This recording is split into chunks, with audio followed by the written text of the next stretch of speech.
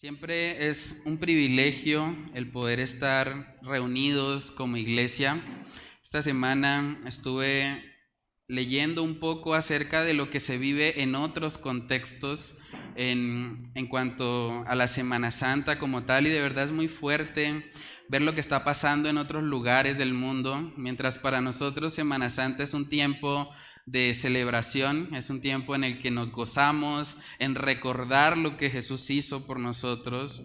Para muchos hermanos alrededor del mundo es un tiempo de persecución, es un tiempo de muerte y es un tiempo en el que muchos la están pasando realmente muy mal. Entonces, les animo a que estemos orando por nuestros hermanos en otros lugares del mundo para que la palabra de Dios pueda animarles y pueda fortalecerles a ser fieles al Señor hasta el fin. Entonces, el día de hoy vamos a hacer una pausa en la serie que veníamos realizando sobre el libro de Eclesiastés para hablar un poco de lo que se está conmemorando de pronto en la mayor parte del mundo cristiano, que es la Semana Santa. El día viernes tuvimos un servicio muy especial acá, estuvimos hablando un poco acerca de lo que fue la pasión y la muerte de nuestro Señor Jesucristo. También tradicionalmente el día sábado se conmemora lo que fue la sepultura del Señor, que fue algo también milagroso y providencial, donde el Señor estuvo obrando de tal manera que se presentó un milagro, como que este hombre José de Arimatea, miembro del concilio, estuviese dispuesto a ceder un sepulcro completamente nuevo para que nuestro Señor fuese sepultado ahí. Y cuando vemos todos estos aspectos, vemos mucho acerca de la soberanía de Dios, porque este era el cumplimiento del plan de Dios para salvación. Hoy vamos a estar considerando un aspecto muy importante y fundamental para nuestra fe cristiana. Hoy vamos a estar hablando acerca de la resurrección de nuestro Señor Jesucristo. Cristo dijo mucho antes de que sucediera, Él dijo que iba a morir, Él dijo que iba a ser sepultado y Él dijo que iba a resucitar. Y eso se cumplió tal cual como Él lo había expresado. Vamos a leer Mateo capítulo 27 para introducirnos a esta temática y vamos a ir leyendo ahí de corrido hasta Mateo 28, versículo 10. Dice la palabra: al día siguiente, que es después de la preparación, se reunieron los principales sacerdotes y los fariseos ante Pilato, diciendo: Señor, nos acordamos que aquel engañador dijo, viviendo aún, después de 3 días resucitaré. Manda pues que se asegure el sepulcro hasta el 3er día. No sea que vengan sus discípulos de noche y lo hurten y digan al pueblo: resucitó de entre los muertos, y será el postrer error peor que el primero. Y Pilato les dijo: ahí tienes una guardia, id, aseguradlo como sabéis. Entonces ellos fueron y aseguraron al sepulcro, sellando la piedra y poniendo la guardia. Mateo 28:1 dice: pasado el día de reposo, al amanecer del primer día de la semana, vinieron María Magdalena y la otra María a ver el sepulcro. Y hubo un gran terremoto, porque un ángel del Señor, descendiendo del cielo y llegando, removió la piedra y se sentó sobre ella. Su aspecto era como un relámpago y su vestido blanco como la nieve. Y de miedo de él los guardas temblaron y se quedaron como muertos. Mas el ángel respondiendo dijo a las mujeres: no temáis vosotras, porque yo sé que buscáis a Jesús, el que fue crucificado. No está aquí, pues ha resucitado, como dijo. Venid, ved el lugar donde fue puesto el Señor. E id pronto y decid a sus discípulos que ha resucitado de los muertos. Y he aquí, va delante de vosotros a Galilea, allí le veréis, he aquí os lo he dicho. Entonces ellas, saliendo del sepulcro con temor y gran gozo, fueron corriendo a dar las nuevas a sus discípulos. Y mientras iban a dar las nuevas a los discípulos, he aquí Jesús les salió al encuentro diciendo: ¡Salve! Y ellas, acercándose, abrazaron a sus pies y le adoraron. Entonces Jesús les dijo: no temáis, id, dad las nuevas a mis hermanos, para que vayan a Galilea y allí me verán. Vamos a orar. Padre, queremos pedirte, Señor, en esta mañana, que tú nos ayudes a poder contemplar la magnitud de lo que acabamos de leer, Señor. La segunda persona de la Trinidad, Dios encarnado, está mostrando, dando un testimonio irrefutable de su deidad por medio de este evento histórico, Señor, que está registrado incluso en fuentes extrabíblicas, donde muchos reconocen que tú resucitaste, Señor, que tú un día viniste al mundo, pero que no te quedaste en esa cruz, que tú te levantaste de entre los muertos y fuiste, Señor, la motivación principal para que estos 11 hombres comunes y corrientes fuesen y llevaran el evangelio a toda criatura, Señor. Ayúdanos a asombrarnos por esta verdad. Ayúdanos a sentir, Señor, esa misma emoción que tenían esas mujeres al ver que la piedra fue removida y al ver al Jesús encarnado, al ver a Cristo resucitado. Ayúdanos a sentir eso en esta mañana, Dios. Que seas tú hablando a nuestras vidas, a nuestros corazones. Te lo pedimos, Señor, en el nombre de Cristo Jesús. Amén y amén.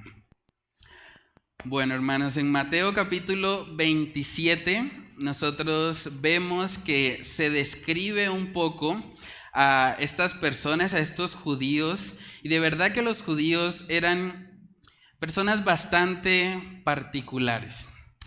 Vamos a ver que ellos inmediatamente vieron que Jesús había sido crucificado. Eso es lo que se conmemora normalmente el día sábado. Cuando Jesús fue crucificado, ellos sabían que inmediatamente después venía la celebración de la Pascua. La celebración de la Pascua es una de las celebraciones más importantes para el pueblo judío. Pero miren lo particular de estas personas. Juan capítulo 19 en el versículo 31 nos muestra que ellos, los judíos, se acercaron a decirle a Pilato que quebrara los huesos de Jesús. Porque ellos decían, no, se acerca la Pascua y es un evento tan importante que no puede haber nadie ahí crucificado. En Juan capítulo 19, en el verso 31, miren lo que dice. Dice ahí la palabra del Señor: entonces los judíos, por cuanto era la preparación de la Pascua, a fin de que los cuerpos no quedasen en la cruz en el día de reposo, pues aquel día de reposo era de gran solemnidad, rogaron a Pilato que se le quebrasen las piernas y fuesen quitados de allí. Es bastante curioso eso, porque ellos están manifestándole a Pilato: no hay que quebrarle los huesos a Jesús porque es la celebración de la Pascua y es una fiesta muy solemne, de gran solemnidad. Pero curiosamente, en el texto de Mateo capítulo 27, vemos que estos judíos que aparentemente estaban preocupados por la celebración de la Pascua, de repente no están en la sinagoga. ¿Y qué pasó con la celebración? ¿Y qué pasó con la solemnidad de ese evento?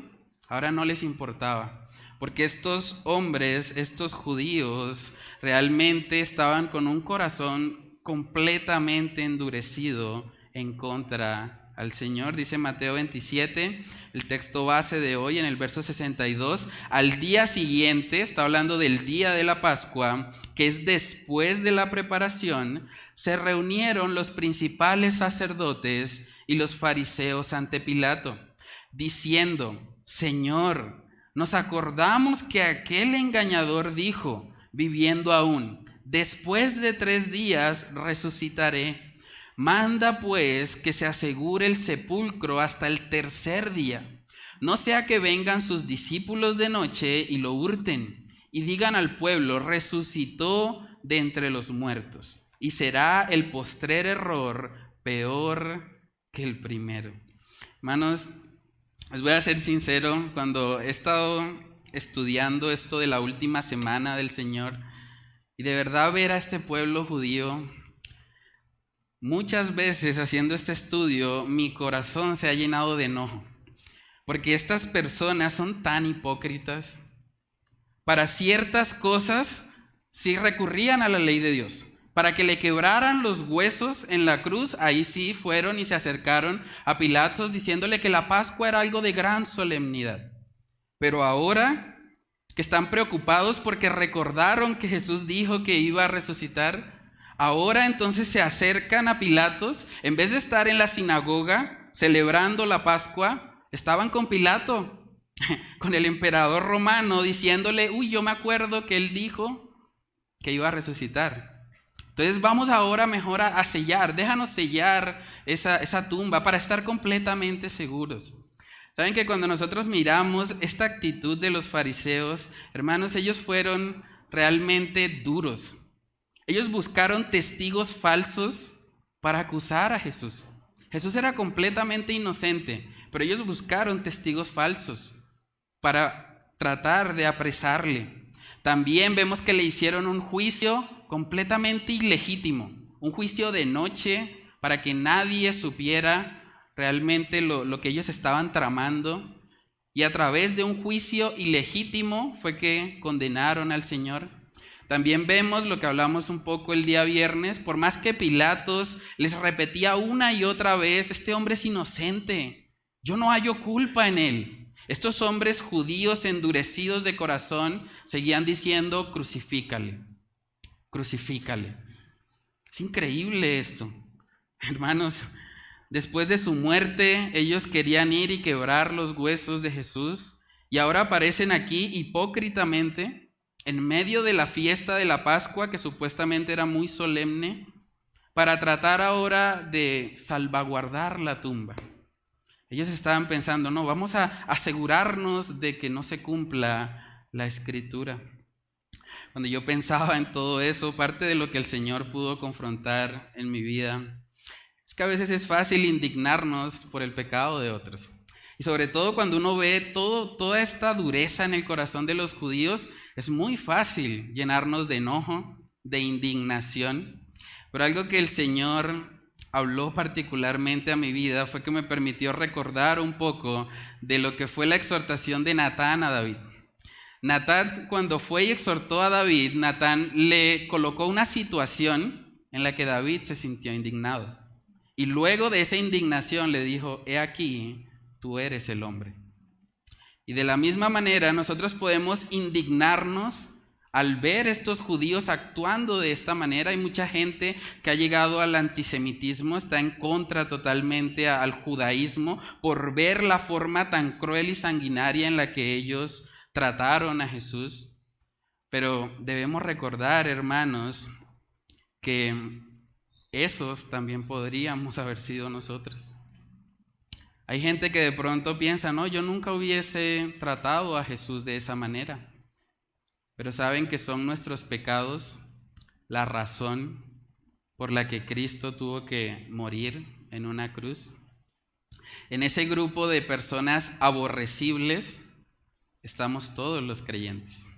En el libro de Tito capítulo 3, en el versículo 3, dice lo siguiente.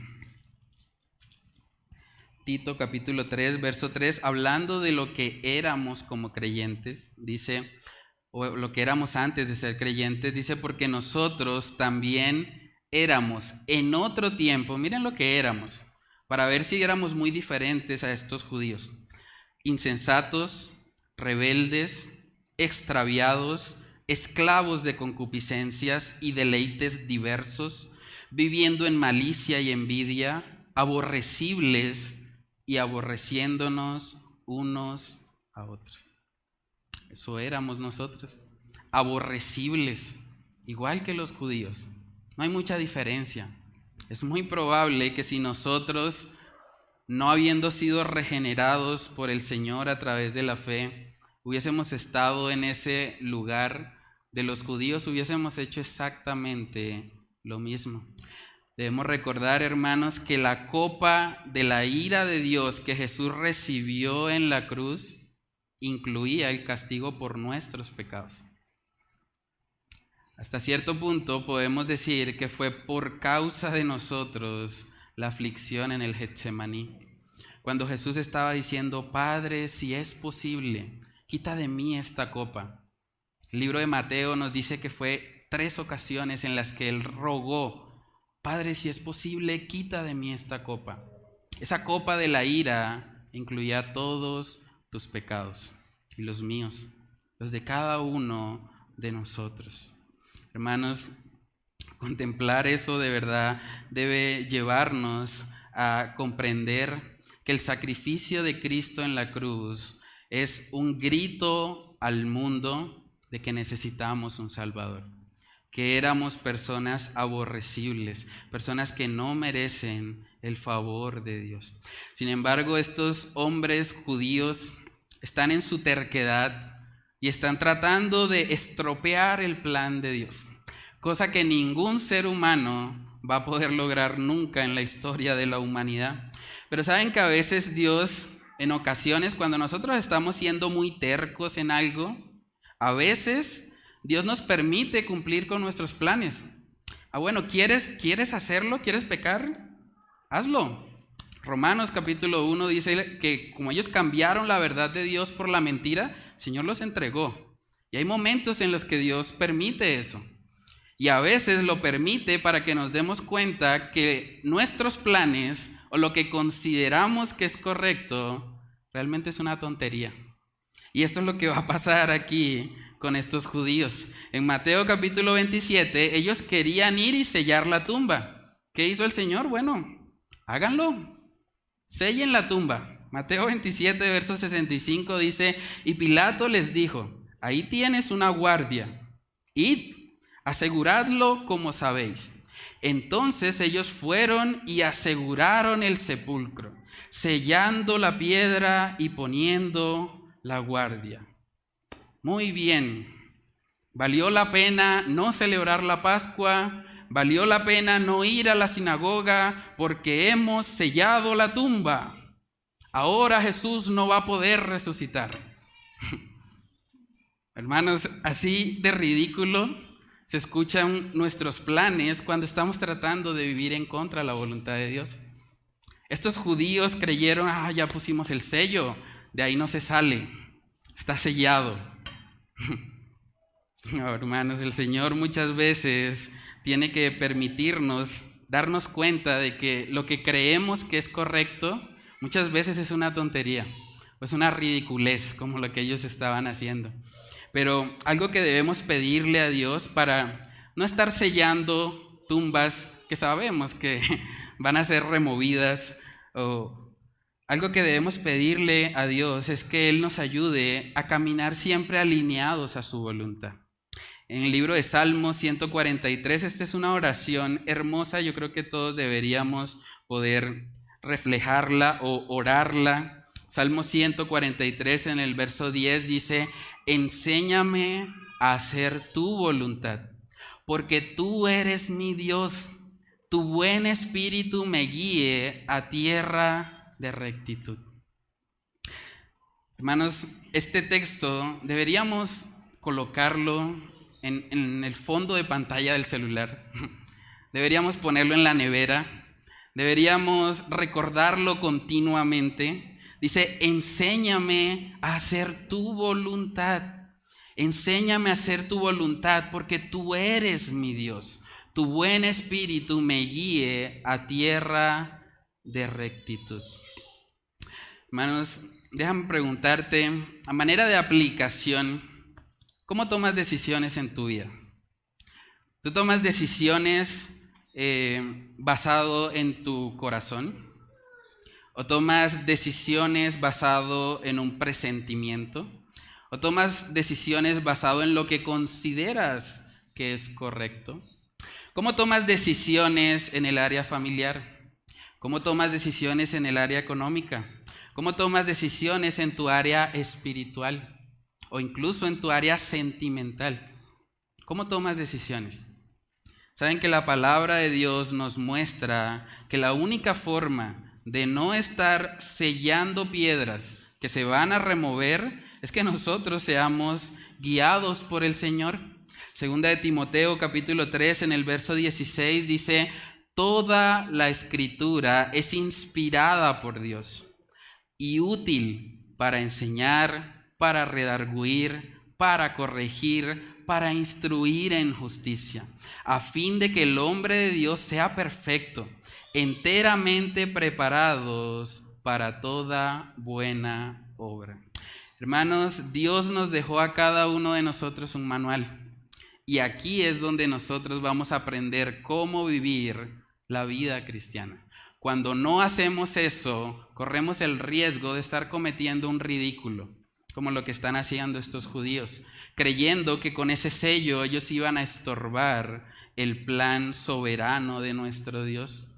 En Mateo capítulo 28, versículos del 1 al 4, justo después de que ellos colocaron el sello que tanto querían colocar, dice ahí verso 1: pasado el día de reposo, al amanecer del primer día de la semana, vinieron María Magdalena y la otra María a ver el sepulcro. Y hubo un gran terremoto porque un ángel del Señor descendió del cielo y llegando removió la piedra y se sentó sobre ella. Su aspecto era como un relámpago y su vestido blanco como la nieve. Y de miedo de él los guardas temblaron y se quedaron como muertos. El sello que tanto querían colocar los judíos no duró más de 24 horas. Fue quitado. Hermanos, no podemos ir en contra de la voluntad de nuestro Dios. Pero algo que vemos muy particular en este texto, hermanos, es que las personas que fueron testigos de la resurrección, las primeras personas en ser testigos, fueron las mujeres. Las mujeres cristianas. No estaban ahí los discípulos, los que caminaron 3 años con él, los que habían escuchado de antemano que él iba a morir, a ser sepultado y luego a estar resucitado, no estaban ahí. Y eso es impresionante. Eso nos habla a nosotros del fiel amor de las mujeres cristianas. Ese es el segundo punto en esta mañana. El fiel amor de las mujeres cristianas. ¿Saben que estas mujeres podrían haber pensado, bueno, ya se murió? No lo podemos revivir. Ya, pues es una pena, sí, murió crucificado, pues, pero ya no se puede hacer más nada. Pero estas mujeres, hermanos, tenían un amor tan grande por el Señor. ¿Saben que cuando Jesús fue sepultado el día anterior, el día sábado, estas mujeres estuvieron ahí? Cuando José de Arimatea selló la tumba con esa gran piedra, las que estaban ahí presentes eran las mujeres. Los discípulos brillaron por su ausencia. Los discípulos probablemente estaban atemorizados, probablemente le tenían miedo a la guardia romana, porque era muy cruel y sanguinaria, pero estas mujeres estaban llenas de valentía. Estas mujeres no les importaba. Estas mujeres estaban dispuestas a ir con Jesús hasta el final. Y es impresionante, debemos aprender de estas mujeres fieles y de ese amor que evidenciaron en la cruz. El texto paralelo de Marcos nos muestra que ellas compraron unas especias. Marcos capítulo 16, vamos ahí, Marcos 16, versículos del 1 al 2, dice: cuando pasó el día de reposo, María Magdalena, María la madre de Jacobo y Salomé compraron especias aromáticas para ir a ungirle. Y muy de mañana, el primer día de la semana, vinieron al sepulcro, ya salido el sol. Estas mujeres estaban pensando, no podemos dejar que el cuerpo de nuestro Señor Jesucristo oliera mal. Tenemos que ir y tenemos que ungirlo con especies aromáticas. Tenemos que darle una sepultura digna. No podemos dejarlo en esa condición. Hermanos, estas mujeres amaron a Jesús cuando no era popular hacerlo. Es fácil ser cristiano en medio de una iglesia. Es fácil ser cristiano en medio de una nación donde no nos persiguen por ser cristianos. No tenemos ningún tipo de persecución real. Tal vez alguien se burle de nosotros, pero más de eso, realmente no experimentamos lo que se vive en otros países. Pero estas mujeres amaron a Jesús hasta el final. Se enfrentaron hasta cierto punto al imperio más poderoso de la época. No le tenían miedo a la guardia romana.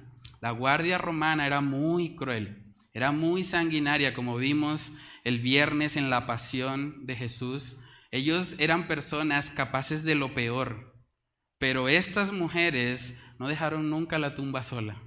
Estaban ahí. Si los de la guardia romana querían matarlas, a ellas no les importaba. Ellas no iban a dejar solo a su Salvador. Hermanos, eso es algo que debe impactarnos. ¡Qué gran testimonio! Es fácil ser cristiano cuando todos a nuestro alrededor lo son, pero cuando somos los únicos, cuando no están ni siquiera los discípulos ahí, estas mujeres permanecieron fieles. Un misionero cristiano dijo la siguiente frase: el verdadero amor por Cristo es aquel que nos mueve a salir de nuestra zona de confort. Si nos sentimos demasiado cómodos, es probable que no estemos amando a Cristo como deberíamos. Estas mujeres estuvieron dispuestas a incomodarse. Estuvieron dispuestas a hacer lo que ni siquiera los discípulos quisieron hacer. Entonces yo te pregunto a manera de aplicación, ¿qué tanto te has incomodado tú por Cristo? ¿Qué tanto has sufrido por Él? Hermanos, estas mujeres fueron fieles hasta el fin. Y el Señor, en su gracia, en su misericordia, les concedió a estas mujeres ser testigos del evento histórico más grande y de uno de los pilares de nuestra fe, la resurrección. Yo creo que estas mujeres quizás nunca se imaginaron que su testimonio de fidelidad quedaría registrado para bendecir a creyentes por más de 2000 años. Quedará siempre registrado ahí en las páginas de la Escritura que estas mujeres estuvieron con Jesús hasta el fin, que no salieron corriendo como sí lo hicieron los discípulos. Y eso es algo que de verdad debe impactarnos. Las mujeres que están aquí hoy, déjenme decirles que ustedes viven en medio de una cultura que está distorsionando totalmente la belleza de la feminidad. Pero ustedes, si son fieles a Dios, si ustedes permanecen arraigadas a Cristo Jesús, ustedes no se imaginan el impacto que pueden tener en esta sociedad. Necesitamos mujeres piadosas y fieles a Cristo hasta el fin.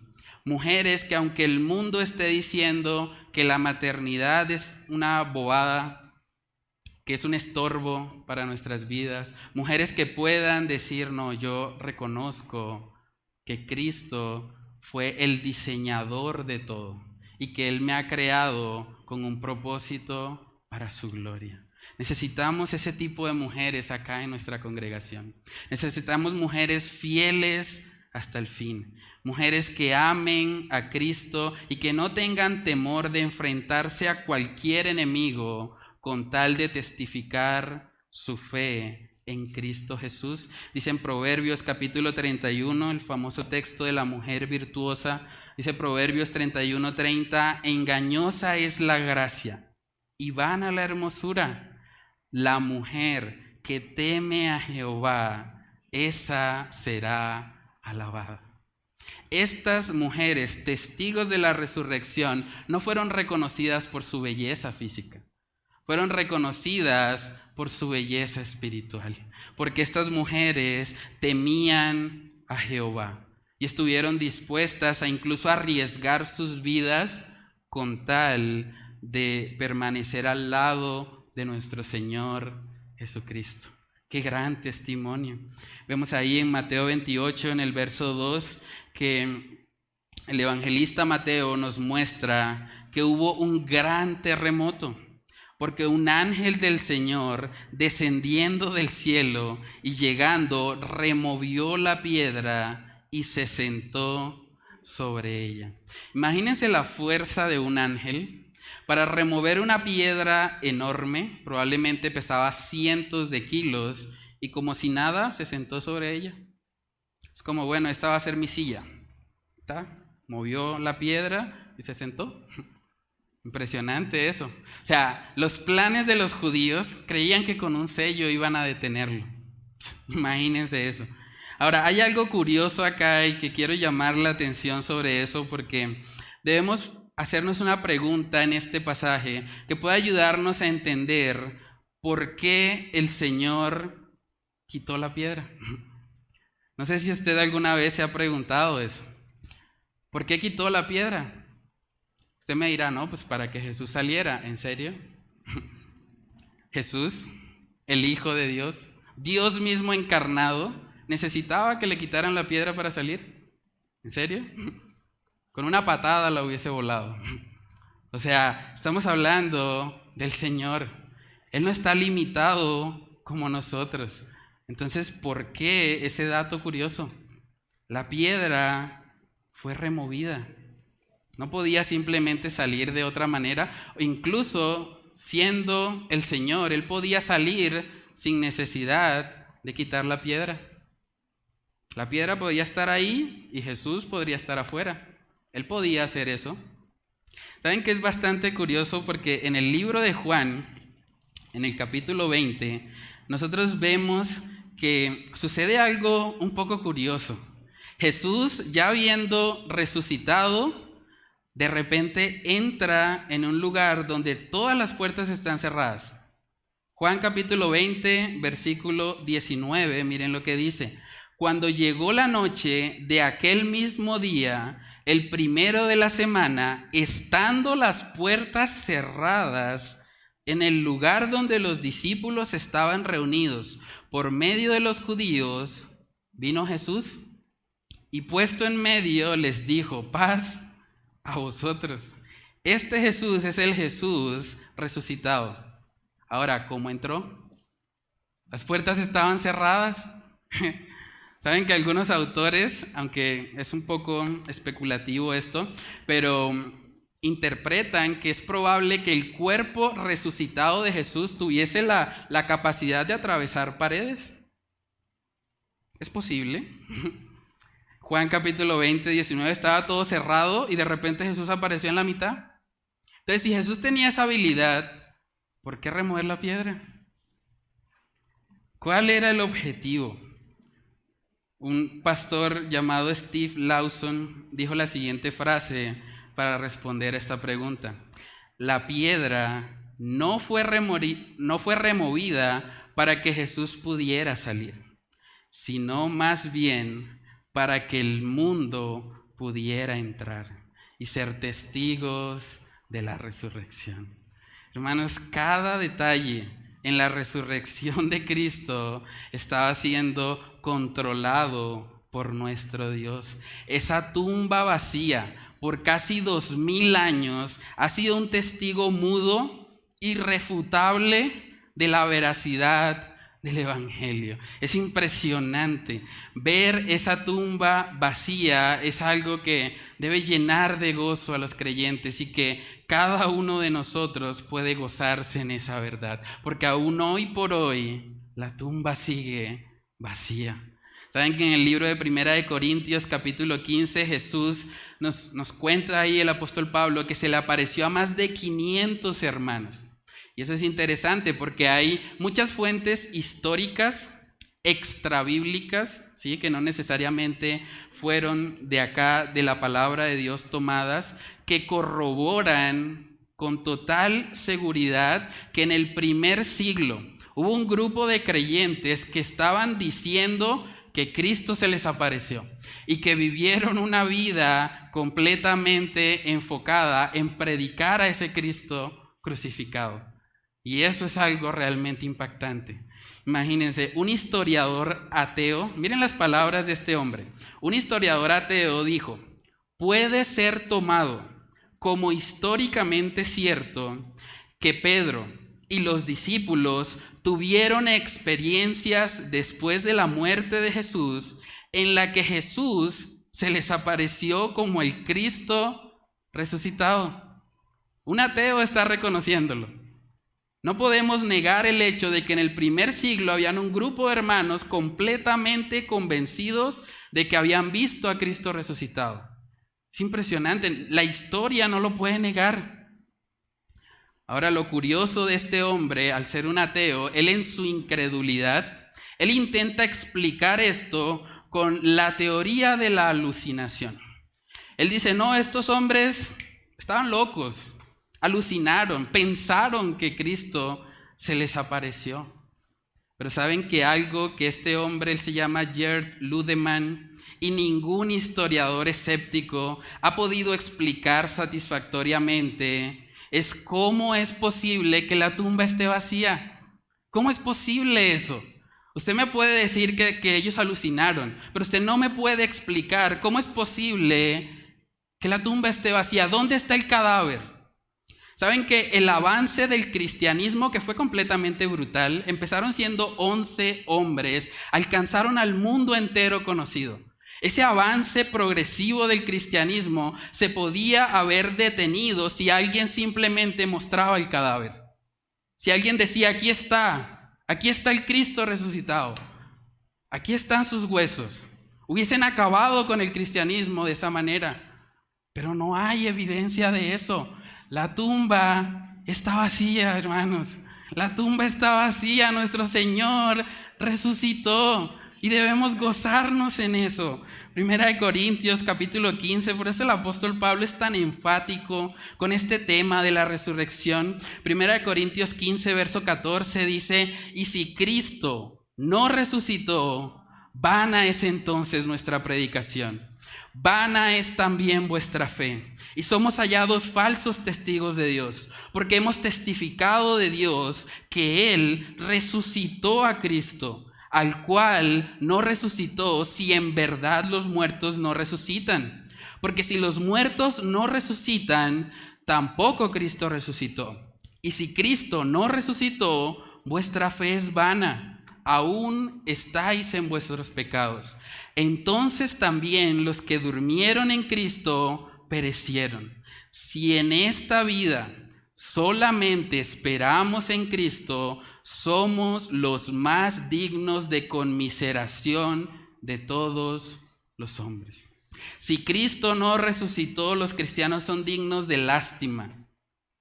Realmente perdieron sus vidas en vano. Pero hermanos, gracias al Señor que, como decía nuestro hermano Reni al comienzo del servicio de hoy, Él venció. La muerte no pudo contenerlo, la muerte no pudo contra Él, porque Él es el Rey de reyes y Señor de señores. Hermanos, es impresionante esto.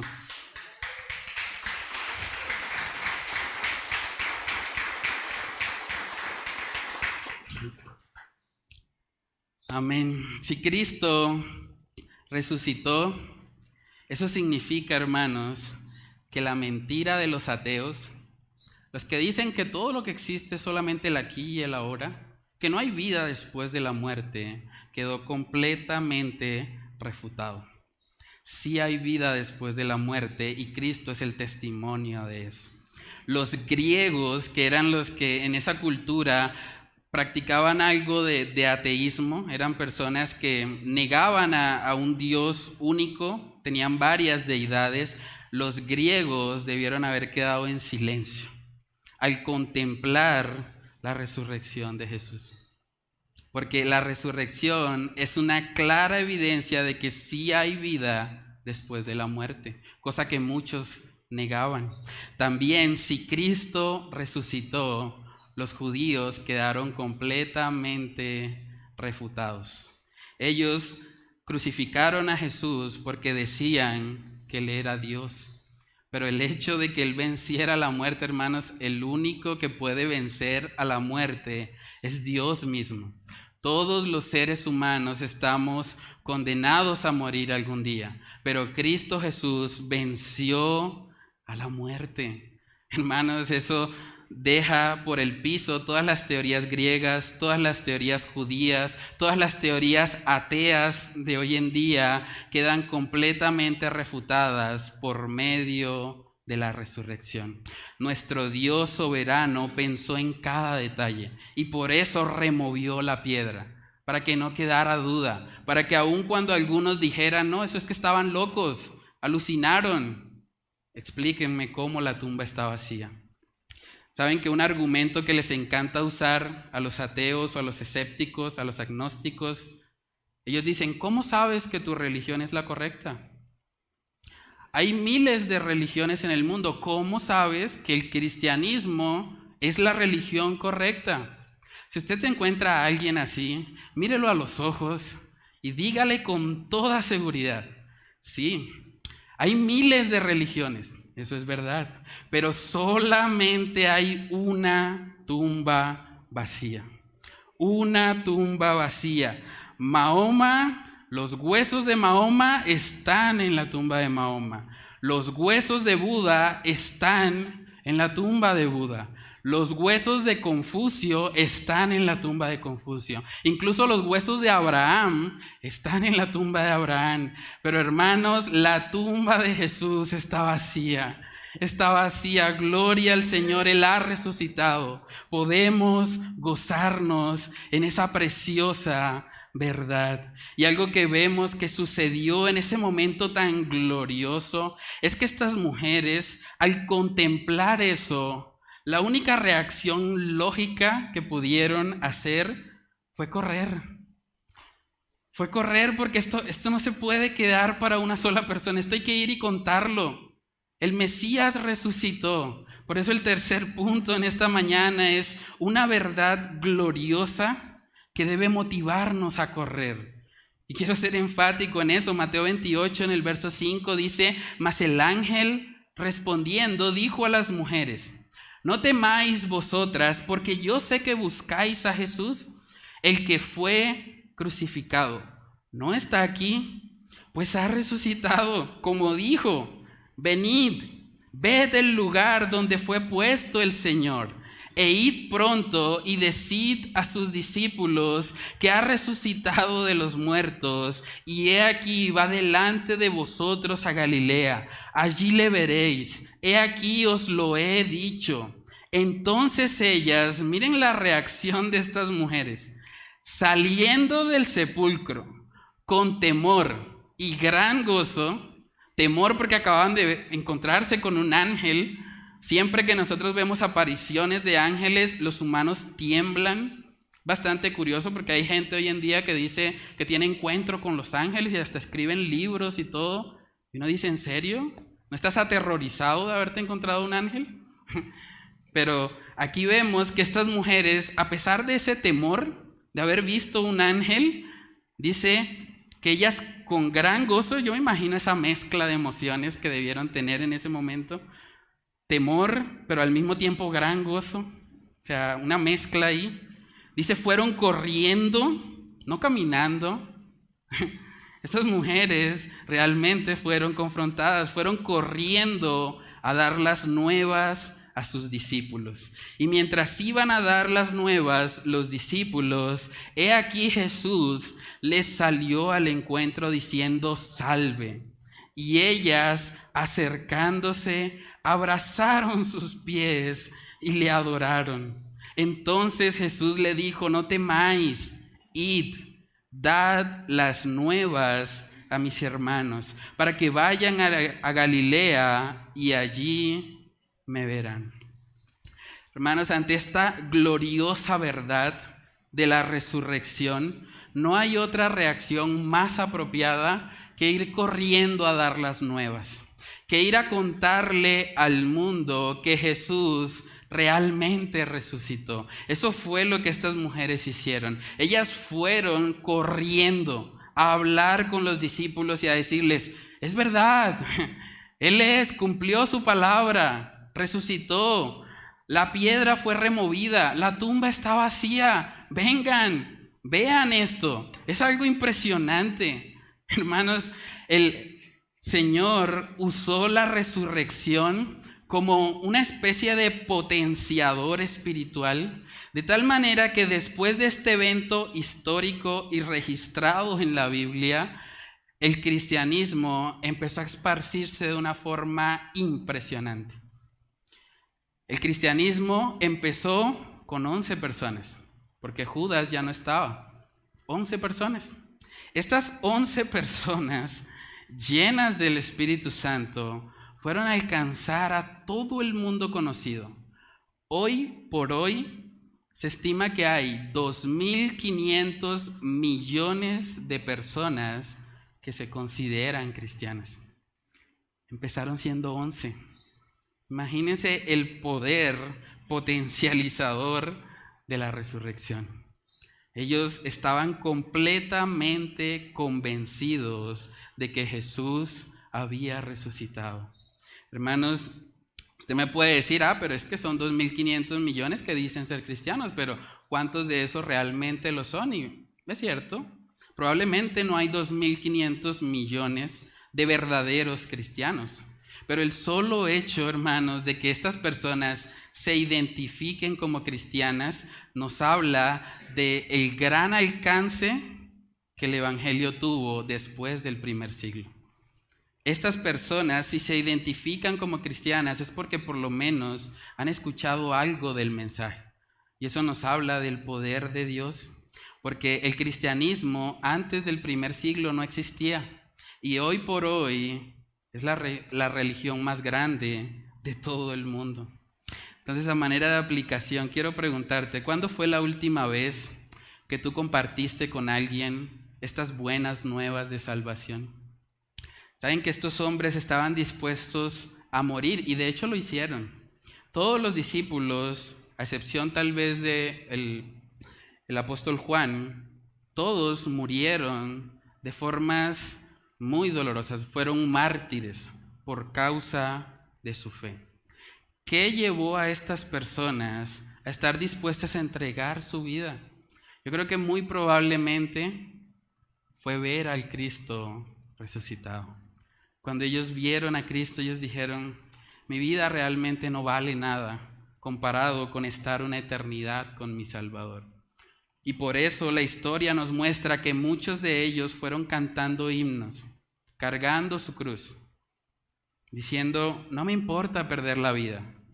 Si tengo que morir crucificado, así como mi Señor murió, voy a hacerlo con gozo. No me importa. Algunos fueron decapitados, algunos fueron quemados, otros apedreados, otros fueron azotados a latigazos. No les importó. Su mirada estaba puesta en los cielos. Ellos sabían quién era su Salvador. Ellos estaban completamente dispuestos a entregar sus vidas porque sabían que Cristo resucitó. Sabían que la tumba está vacía. Primera de Corintios capítulo 9, hermanos, el apóstol Pablo hace una afirmación tajante acerca de la predicación del Evangelio. Primera de Corintios 9, versículo 16 dice: pues si anuncio el Evangelio, no tengo por qué gloriarme, porque me es impuesta necesidad. Y ay de mí si no anunciare el Evangelio. Hermanos, ay de nosotros si nos quedamos con esta verdad solo para nosotros. Si no vamos y la compartimos. Si no le mostramos a otros que Cristo resucitó, que todas las profecías se cumplieron y que por lo tanto, así como todas se cumplieron acerca de su primera venida, todas se van a cumplir respecto a su segunda venida. Y debemos poder anunciar eso a este mundo. Saben que este próximo 1 de mayo, con la ayuda de Dios, vamos a salir como iglesia y vamos a hacer las misiones urbanas. Vamos a ir, estamos definiendo todavía si podemos ir al fin a un hogar geriátrico, si no vamos a estar en el Hospital Internacional en Piedecuesta. Pero es importante que como iglesia entendamos esto. Esto no se trata solamente de pensar en la resurrección y ya. Esto debe movernos. Así como estas mujeres corrieron, nosotros deberíamos salir de aquí corriendo también. E ir y anunciarle al primero que nos encontremos aquí saliendo. Anunciarle: Cristo resucitó. Cristo vino para salvarte. Cristo es el Salvador del mundo. Arrepiéntete, ven a Él. Ese es el mensaje de esta Semana Santa. Qué bueno que saliendo de acá todos podamos hacer eso. Yo los reto. Vamos a compartir este mensaje. No simplemente llenemos nuestras cabezas con información, debemos movernos. Debemos ir a la práctica, hermanos. Romanos capítulo 10 nos habla de la importancia que tiene la resurrección en cuanto a nuestra fe. Romanos capítulo 10, versículos del 8 al 9, dice ahí la palabra: ¿Mas qué dice? Cerca de ti está la palabra, en tu boca y en tu corazón. Esta es la palabra de fe que predicamos, que si confesares con tu boca que Jesús es el Señor y creyeres en tu corazón que Dios le levantó de los muertos, serás salvo. Hermanos, yo no sé si hay personas aquí que realmente no han experimentado la salvación. Pero si tú eres una de ellas, déjame decirte que si tú confiesas con tu boca que Jesús es el Señor, y eso va mucho más allá de repetir una oración de fe, si tú lo confiesas de corazón, realmente lo reconoces como el Señor, el soberano sobre tu vida, y además crees en tu corazón que Dios le levantó de los muertos, si tú crees ese mensaje completo del Evangelio, tú puedes ser salvo hoy. Si tú no has recibido al Señor Jesucristo como el único y suficiente Salvador de tu vida, el mensaje de la Semana Santa para ti es: arrepiéntete y cree. Arrepiéntete de todos tus pecados. Desde que naciste hasta hoy no has hecho más que pecar todos los días de tu vida. Y la única manera en que el día del juicio del gran trono blanco tú puedas ser considerado como parte de los que tienen su nombre escrito en el libro de la vida es que tú te arrepientas. Es que tú vengas a Cristo. Es que tú reconozcas que has fallado, que has pecado en contra de un Dios santo, santo, santo. Pero que ese mismo Dios santo y justo, en su amor, en su misericordia, envió a su Hijo unigénito, para que todo aquel que en Él cree no se pierda, sino que tenga vida eterna. Si tú no lo has hecho, cree en el Cristo resucitado hoy. Cree en Él. Reconócelo como el Señor y Salvador de tu vida y tú puedes ser salvo hoy. Y para los creyentes que estamos aquí, este mensaje debe movernos a la acción. Debemos correr y ir a impactar a este mundo con el mensaje del Evangelio, que es la única cura para la enfermedad del pecado que todos los seres humanos tenemos. Vamos a orar. Padre, te damos muchas gracias, Señor, por tu misericordia. Gracias, Señor, por este glorioso mensaje, Señor. Padre, no hay palabras suficientes para describir la majestad de lo que fue tu resurrección. Padre, tú eres completamente santo, santo, santo, santo. Nosotros somos pecadores, pecadores, pecadores. Hemos transgredido tu ley, Señor, pero tú en tu gracia, tú en tu amor, Señor, conociendo de antemano que no podíamos salvarnos por nuestras propias obras, tú has enviado a tu Hijo Jesús a pagar el precio que nosotros debíamos haber pagado. Señor, gracias porque viniste al mundo, viviste la vida que ninguno de nosotros ha podido vivir, moriste en una cruz como un criminal, fuiste sepultado en una tumba de ricos, cumpliendo la profecía de Isaías 53. Y después de eso, Señor, resucitaste para dar un testimonio público a toda la humanidad de que tú eres quien decías ser, que tú eres el Dios encarnado, que tú eres, Señor, el camino, la verdad y la vida, y que nadie viene al Padre si no es por ti.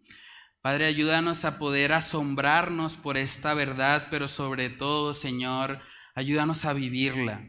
Ayúdanos a que no sea una charla más, a que no sea simplemente información llenando nuestras cabezas. Incomódanos, Señor, que tu Espíritu Santo no nos permita estar tranquilos, que podamos recordar en nuestra mente, en nuestra conciencia: ay de mí si no predico este mensaje, ay de mí si me quedo callado, ay de mí si soy un cobarde. Ayúdanos, Señor, tú no nos has dado espíritu de cobardía, sino de poder, de amor y de dominio propio. Yo te pido, Señor, que ese mismo denuedo que tuvieron los discípulos en el primer siglo, que ese mismo denuedo lo tengamos hoy, que no tengamos temor a los hombres, que vayamos y prediquemos este mensaje a este mundo que lo necesita. Ayúdanos, Señor, a no vivir en la tibieza, a no vivir fríos espiritualmente. Ayúdanos a despertarnos, ayúdanos a ir y hacer tu obra, porque necesitamos, Señor, llevar este mensaje al mundo, porque es la única esperanza para un mundo que está yendo rumbo al infierno, rumbo a una condenación eterna. Padre, que seas tú obrando en nuestras mentes, en nuestros corazones y en nuestras vidas, y que tú nos inquietes, Dios, para que podamos ir y cumplir con esa gran comisión que tú nos has dejado. Padre, oramos, Señor, todas estas cosas en el nombre de tu Hijo amado Jesús. Amén y amén.